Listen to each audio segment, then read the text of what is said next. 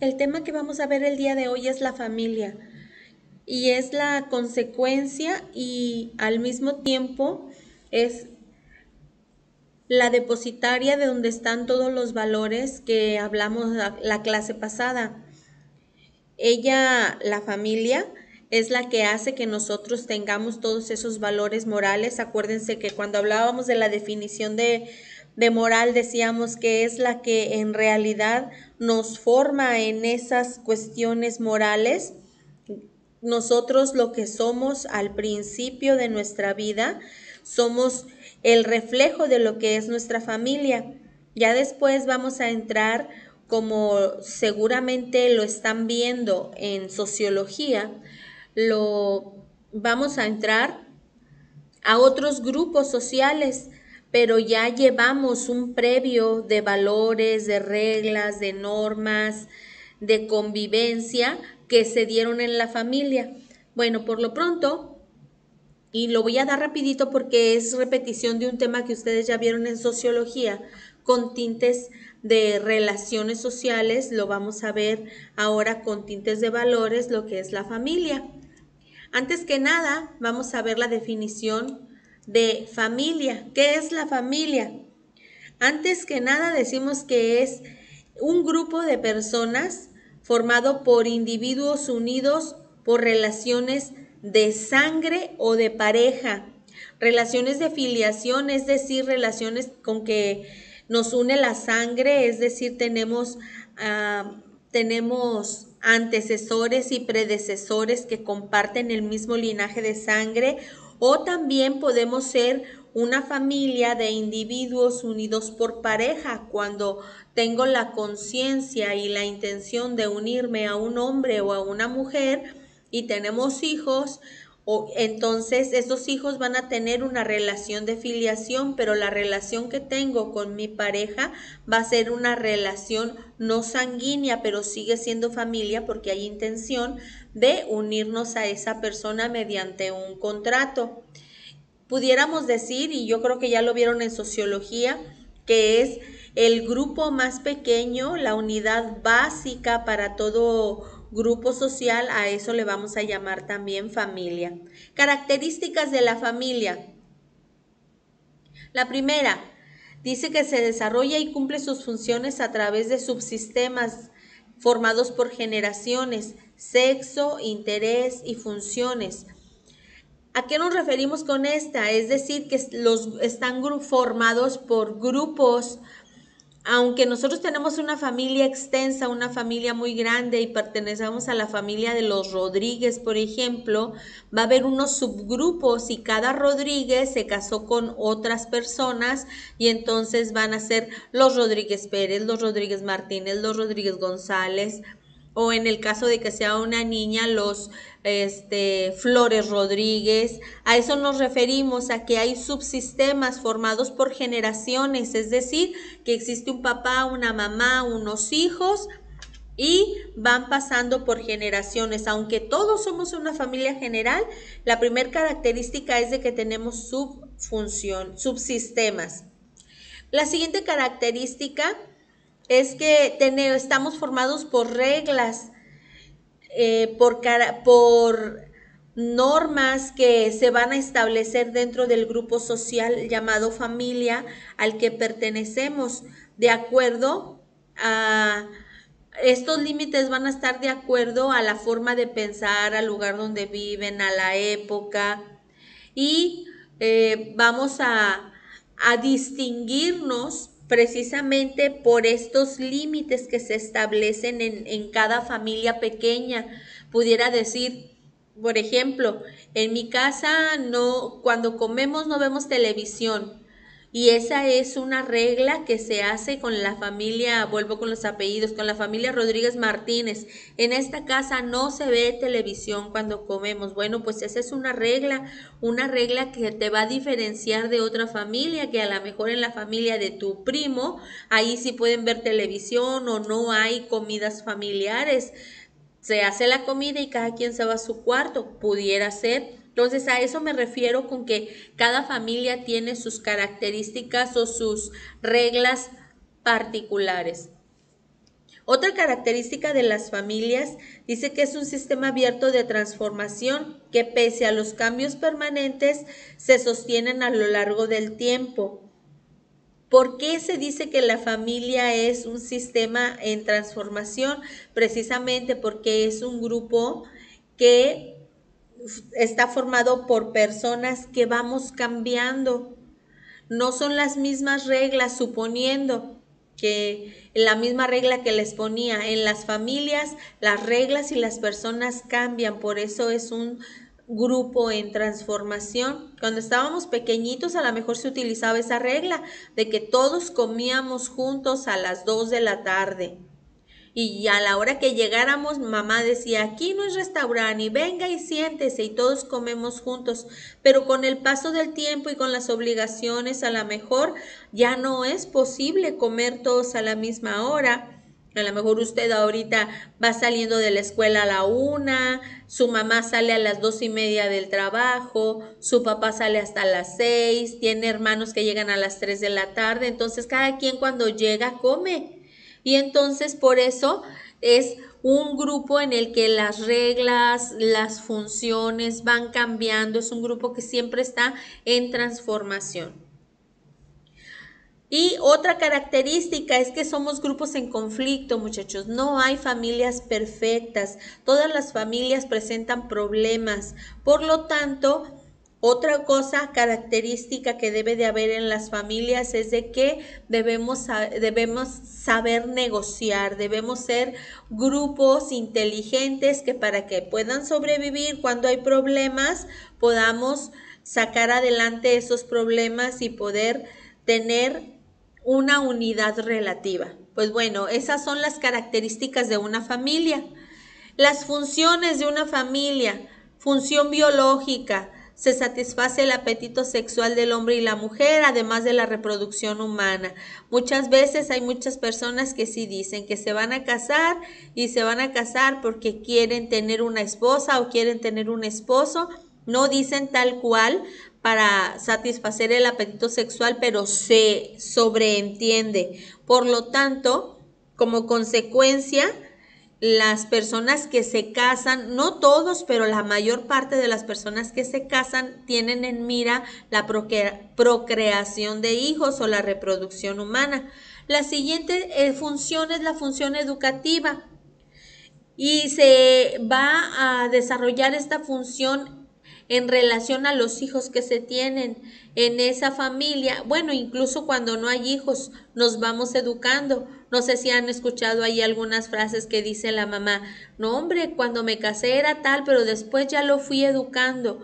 Cuando hablamos de función educativa es una función transformadora que nos va a permitir relacionarnos de manera elocuente o relacionarnos de manera eficiente con otros grupos de familias o con otros grupos de personas. La tercera es la función económica. Se satisfacen las necesidades básicas de todos los integrantes, sobre todo a mejor satisfacción económica cuando los dos padres trabajan o trabajan los dos papás y un hijo y entonces hacen un frente común económico y entonces se pueden satisfacer de mejor manera las necesidades básicas. Y eso se puede hacer o se puede lograr en familia. La cuarta función es la función solidaria. En la familia se van a desarrollar afectos que van a permitir valorar la ayuda que se puede proporcionar dentro de la misma familia y fuera también, ayudar a otras personas. Y la quinta y última es la función protectora. Dentro de una familia nosotros vamos a sentir seguridad, vamos a sentir que nos brindan cuidado, sobre todo cuando somos o muy pequeños o ya muy grandes. Entonces una familia es la que hace el colchoncito de seguridad, respeto, confort para las personas más débiles que pertenecen a la familia. Esas serían las 5 funciones de la familia. Ahora vamos a ver los tipos de familias que hay. Los tipos de familias, la primera se va a llamar familia nuclear y es la familia que casi todo mundo conocemos. Esta familia está formada de manera típica, es decir, cuando hablamos de familia pensamos en un papá, una mamá y los hijos. Y cuando le decimos a un niño, a ver, pinta tu familia, pinta papá, mamá y unos hijos. Generalmente, bueno, pinta una familia, porque a lo mejor incluso aunque su familia no sea de esa manera, generalmente cuando hablamos de familia mentalmente traemos la estructura de un papá, una mamá y unos hijos. Entonces a esta familia le vamos a llamar familia nuclear. La familia que sigue es cuando solamente existe uno de los padres en la familia. A este tipo de familia le vamos a llamar monoparental. Es decir, uno solo, papá o mamá, se hace cargo de crear a los hijos, entonces los va a mantener tanto moralmente, económicamente, biológicamente, solo el papá o la mamá los cuida. Las causas para que se formen este tipo de familias van a ser el divorcio, o es una madre muy jovencita o una madre adolescente, o se quedó viuda. Esa sería la forma en la que una persona se queda al cuidado de sus hijos, solamente una sola. Luego existe otra familia cuando no pueden tener hijos y no se resignan a no tenerlos, se le va a llamar familia adoptiva. Cuando la familia o el padre y la madre van a un lugar a adoptar a un niño para brindarle techo, para brindarle una relación y, social definida, como puede ser la adopción, y pese a que no sean los padres biológicos, van a desempeñar el rol como educadores y a la postre, si es pequeño el niño, pues no va a haber ningún problema, pero si es grande, después el niño puede llamarle padres efectivamente, porque no solamente se van a encargar de la educación escolar, sino se van a encargar de cumplir todo lo que ya habíamos hablado como las funciones de una familia. Luego existen las familias sin hijos. Las familias sin hijos son aquellas en las que se caracterizan por no tener descendencia, por varias cosas. Pueden ser o porque no pueden o porque no quieren o porque la adopción a los hijos adoptar hijos es muy difícil, o incluso simplemente porque no sienten la inclinación a tener descendencia, sobre todo en estas épocas tan difíciles en las que mantener a un hijo es muy costoso, pues entonces hay chicos que o personas que ya dejaron pasar muchos años y se deciden a no tener hijos, ya están cerca de los 35, 36 años y dicen, no, ¿sabes qué? No vamos a tener hijos. O gente que desde el principio piensa que no está para ser mamá o ser papá, pues entonces es válido. No dejan de ser familias, aunque esté como lo vemos en la imagen, un hombre y una mujer, no dejan de ser familias, son familias porque se formaron bajo el vínculo del matrimonio. Y otra situación, y les digo así de forma personal, por ejemplo, a mí me decía mi mamá, es que ten hijos porque después para que estés grande no te sientas sola. Pues muy fácil, te consigues una mascota, pero los hijos no se tienen para hacer compañía.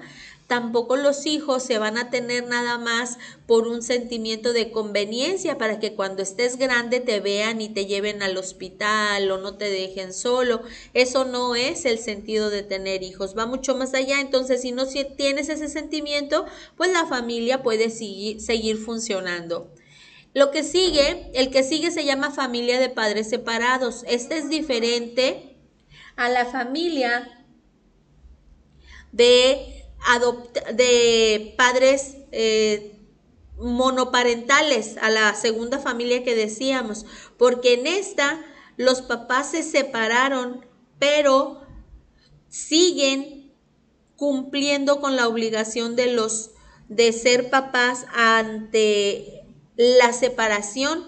En la monoparental, el papá, la mamá, allá en la segunda que veíamos, no existe la figura paterna cuando está la mamá o no existe la figura materna cuando está el papá solo y solo ellos se encargan de todo. En esto no, los papás están separados, pero en la familia de padres separados, los dos se encargan de la crianza y la manutención del hijo aunque estén separados.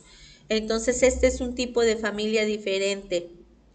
Los dos cumplen con los deberes de padres, tienen la custodia compartida y siguen siendo familia porque de vez en cuando se tienen que ver los papás para tener en común la educación del hijo. Luego esto es cuando existe un solo hijo, pero luego hay familias en las que hasta hay películas que lo dicen así, los tuyos, los míos y los nuestros. Una familia compuesta es precisamente eso.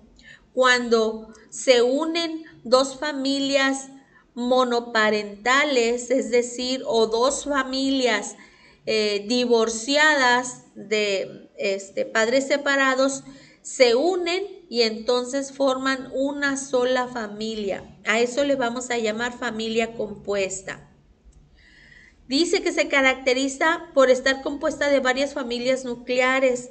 La causa más común es que después de la ruptura de la pareja y teniendo hijos, te vas a vivir con otra pareja que también tiene hijos y entonces entre los dos a lo mejor cada quien lleva sus hijos y ya viviendo un tiempo después pueden tener los hijos propios que van a tener el nombre de hermanastros o hermanos, medios hermanos, porque solamente comparten a un solo padre. A eso le vamos a llamar familias compuestas.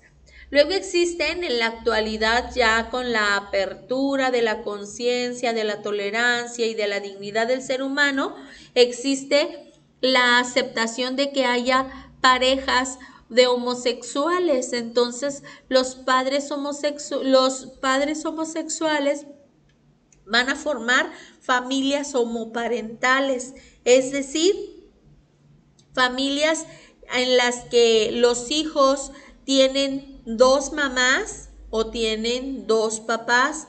Es decir, que la pareja cuando se casa de manera legal puede adoptar un hijo. La familia, sí es cierto, va a ser una familia adoptiva homoparental. ¿A qué me refiero? A que puede haber combinaciones de familias en estas, porque si es una pareja homoparental, pues no van a poder tener descendencia. Entonces, pueden alquilar un vientre, pueden adoptar un hijo o pueden venir de otro matrimonio y casarse y entonces que haya dos papás. Entonces también va a ser una familia compuesta, va a ser una familia de padres separados, homoparental. Con este de homoparental puede haber muchas combinaciones de familias. Y luego otra familia va a ser la familia extensa. La familia extensa se caracteriza porque bajo el mismo techo se van a criar los hijos y bajo el mismo techo hay diferentes personas que no pertenecen a una familia normalita de papá, de mamá y de hijos. Cuando vive, por ejemplo, un abuelo en la casa, la familia es una familia extensa, ya no es una familia nominal o una familia normalita como las que conocemos, o cuando a mi casa llega a vivir un primo y se queda a vivir por mucho tiempo, pues mi familia se convierte en una familia extensa. O porque vienen de otra ciudad y entonces por un tiempo se va a quedar la familia de mi tía, se va a quedar en casa, pues entonces se convierte en una familia extensa. Luego hay otro tipo de familia que se llama familia de padres de 60 años. Esta es las famosas familias que se les llama como las familias del nido vacío. ¿Por qué? Porque pues ya los hijos, ya todos se fueron, hicieron su vida y se quedan los abuelitos viviendo viviendo solos. Entonces se quedan los papás solos y vuelven a ser una familia, ya no es una familia sin hijos, porque sí tuvieron hijos, pero esta familia se le va a llamar de padres de 60 años. Luego existe familias que se llaman unipersonales. Estas familias unipersonales son aquellas que una persona vive sola en un hogar. Es una familia en la que él pues es el mismo jefe del hogar, y esta familia es cuando una familia sin hijos se divorcia y entonces vuelve a estar solo o sola la persona, pero representa una familia que ya está en soltería. A eso le vamos a llamar familias unipersonales. Representas a un grupo que aunque ya no está, fue alguna vez. Entonces a ese le vamos a llamar unipersonales.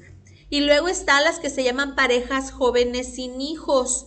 Estas parejas jóvenes sin hijos son familias que se van creando en la actualidad, familias que no quieren tener hijos o no pueden tener hijos, pero son jóvenes, emprendedores, hedonistas, dice, es decir, son personas que no quieren tener hijos porque es mucha responsabilidad, no quieren tener hijos porque se les va a acabar sus épocas de fiestas, de viajes, son personas que tienen solvencia económica, pero que les gusta vivir muy bien. Dice que son grandes consumidores de tecnología, de muebles, de electrodomésticos, tienen aparatos para ejercitar su cuerpo, son guapos porque se dedican toda la vida nomás para ellos, personas que viven para el trabajo y para darse la gran vida. A eso le vamos a llamar parejas sin hijos. Y son personas que fluctúan entre los 23 hasta los 38, 40 años, que todavía pueden tener hijos, pero no lo quieren hacer, no porque no sientan el deseo de tener hijos, sino porque les es más importante vivir su vida que criar o tener una responsabilidad. Pues bueno, estos son los tipos de familias que hay.